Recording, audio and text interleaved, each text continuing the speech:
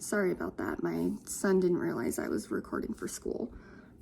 So to get back to what I was saying, as far as, you know, adapting to change and accepting new policies, there needs to be logic and there needs to be reason behind it. We can't lose sight of our overarching goal and really the purpose of our business just in the sense of saving money, especially during a pandemic where cutting more corners is going to lead to more patients getting infected that really don't need to, and more staff getting sick and losing more staff, and essentially just kind of spiraling into everything getting worse. So I guess I kind of went off topic there for question 2. Question 3 is, did you discover any trends in your style of communication under stress?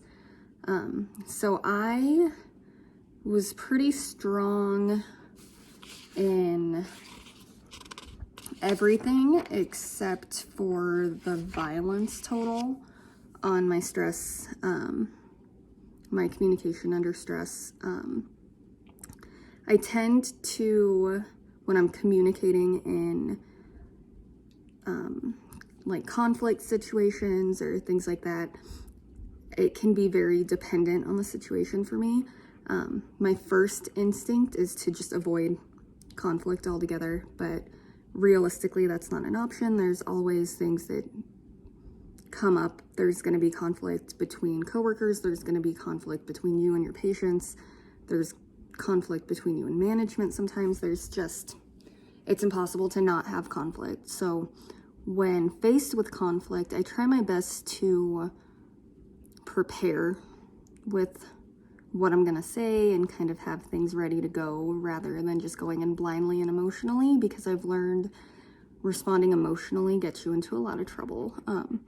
You say things you don't mean, you speak kind of out of turn, you say things that you shouldn't say, both professionally and personally when faced with conflict. And so I think just silence was my biggest one. I got 5 in the silence category. I got all of them. I got all of them in Start with the Heart, Learn to Look, Explore Others' Paths, Make It Safe, and Master My Stories. So I think overall I've got a pretty good balance between the two. There's always room for improvement. I could always be more proactive with conflict instead of trying to avoid it as much as I do. The next question, what strategies do you take part to reduce your stress and build resilience? I think just kind of stepping away when possible and getting my thoughts together, taking a deep breath, figuring out what's wrong rather than allowing myself to get too worked up or overwhelmed or things like that. So really just taking time. Also talking the conflict through with a third party can help a lot, like not having a third party present as a mediator, but kind of explaining my side to a third party who can tell me, hey, you're kind of being unreasonable here. I think you should look at it this way, or remember this side of it is still a side, and kind of helping me see the overall picture while remaining impartial. And professional and personal goals in these areas. So I do hope to be in some level of leadership or have some sort of autonomy at some point. And so really just being aware of where I am with everything and learning how to move forward are kind of the big things.